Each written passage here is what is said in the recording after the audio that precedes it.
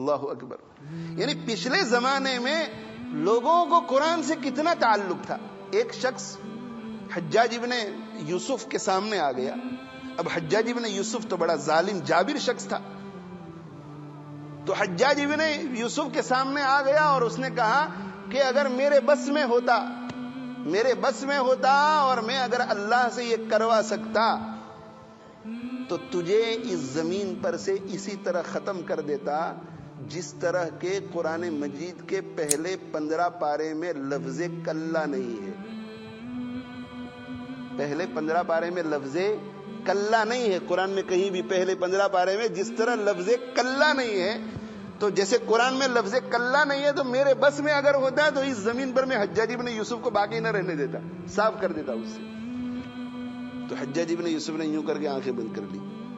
اب دیکھو وہ کتنا ماہر حافظ ہوگا. وہ پہلے دیکھ کر کے تو نہیں آیا تھا کہ مجھے حجاج ابن یوسف کے ساتھ ملاقات کر کے ایسی کوئی بات کرنی ہے. وہ تو اچانک آپس میں ایک دوسرے کے سامنے ہو گئے تو غصے میں اس نے یہ بات کہہ دی. تو قرآن کتنا یاد ہوگا کہ پہلے 15 پارے میں لفظ کلا نہیں ہے, وہ اسے محفوظ. تو کہا جس طرح پہلے 15 پارے میں لفظ کلا نہیں ہے اسی طرح میرے بس میں ہوتا تو میں اس زمین پر تجھے بھی باقی نہ رکھتا. تو حجاج ابن یوسف نے یہ بات سنی تو اس نے آنکھیں بند کر لی. اسے قرآن کتنا یاد ہوگا.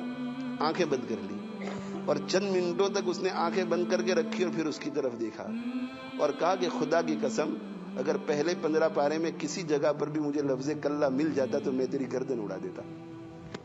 یعنی اسے بھی اتنا زیادہ یاد تھا کہ آنکھیں بند کر کے اس نے یوں کر کے دیکھ لیا کہ پہلے 15 پارے میں لفظ کلا ہے یا نہیں. قرآن اتنا پڑھتے تھے. یعنی ایسا ظالم اور جابر شخص بھی دیکھو قرآن کے ساتھ کیسا وابستہ. تب میرے بھائیو قرآن مجید کی رحمتیں ان لوگوں پر اترتی تھی.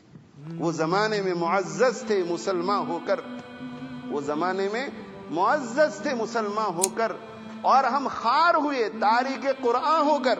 انہوں نے قرآن کو پکڑا تھا تو سچے مسلمان تھے, تو زمانے میں معزز تھے, اور ہم نے قرآن مجید کو چھوڑا تو ہم جھوٹے مسلمان ہو گئے, کچے مسلمان ہو گئے. اور جب کچے مسلمان ہو گئے تو پوری دنیا نے ہماری گردن دبوچ لی.